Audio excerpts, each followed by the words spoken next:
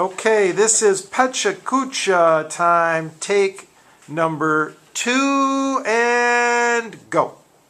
I'm Morgan McLeod. I'm Axel, technical. And we're doing the country of Nigeria.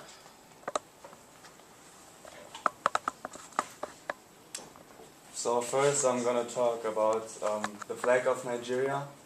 And the flag of Nigeria basically consists of two colors, green and white, as you can see right there. And the green color stands for the forest and the natural wealth, while the white color represents the peace. Nigeria is located in Western Africa, and it's at the South Atlantic Ocean, and its borders 4 countries: Chad and Cameroon in the north, Chad and Cameroon in the east, Niger in the north, and Benin in the west. Nigeria's capital is Abuja, which is located in the center of Nigeria, but it was actually initially Lagos, which is in the southwest, but it was moved in 1991 due to the better strategical position of Abuja. Nigeria is also Africa's most populated country, and it has 169 million people, and it's also a country full of diversity with its 248 different languages and tribes. Alright, so Nigeria is basically divided north and south, 50% Muslims in the north, 50% Christians in the south. Muslims came to the north of Nigeria in the 14th century, while Christianity was spread by missionaries and the slaves that came back to Nigeria. And then the BIAFRAN War was the civil war that occurred in 1967, and it lasted until 1970 due to ethnic differences. And then the province of BIAFRAN was trying to break away from Nigeria and wanted its own independence. And then there's a bunch of ethnic conflicts going on. Like in the last 15 years, there's violence because of the ethnic groups, and then launched terrorist attacks against each other.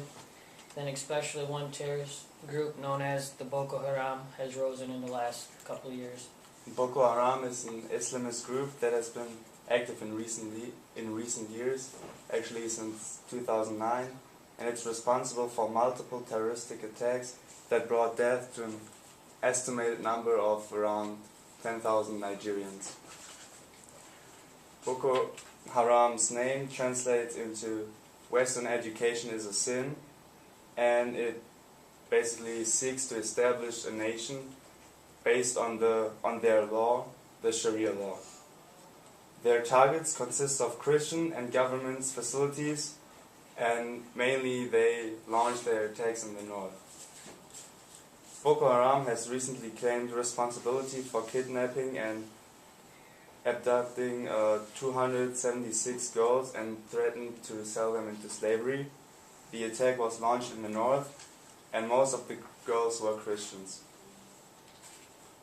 The reason for the abduction is that Boko Haram wants to prevent the girls from getting an education, which opposes their law, the Sharia law, but the main reason is supposed that the girls are Christian, and that's why they were abducted.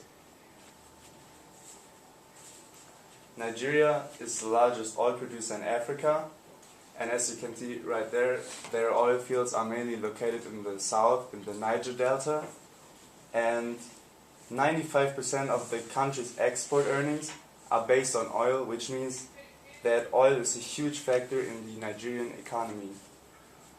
Oil theft has also been a huge problem in Nigeria in recent years, and every day $42.5 million are getting lost, which is around 400,000 barrels of oil due to corruption in the government and local oil thieves that steal the oil from the pipelines.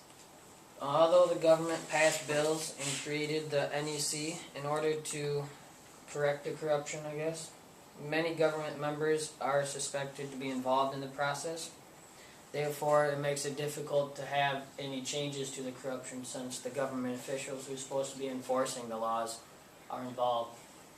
And then a way that they get away with it is money laundering, which is when companies spread their money out through multiple foreign banks, and then once they get their money back, they buy different luxuries for themselves, and then the money is technically legal again.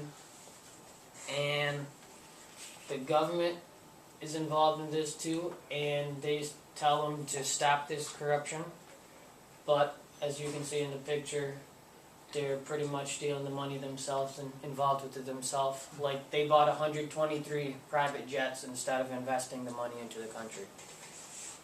And then, this is where ethnic conflicts occur again.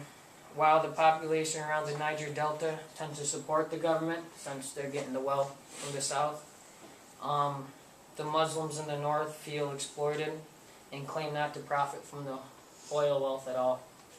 And then a possible solution may be the upcoming presidential election.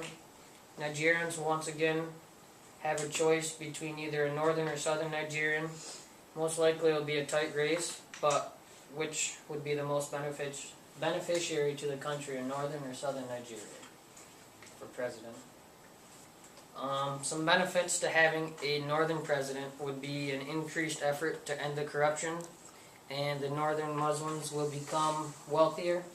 The downside would be a possible civil war, a weakened economy due to the ending the corruption, and then possibly increase the activities of the BOKO HARAM. And then some benefits for the south. A southerner becoming a president would be that you would keep the strong economy, but then you would also still have a chance at a civil war if the north keeps getting upset, and then there would be more corruption, of course, and economic inequality.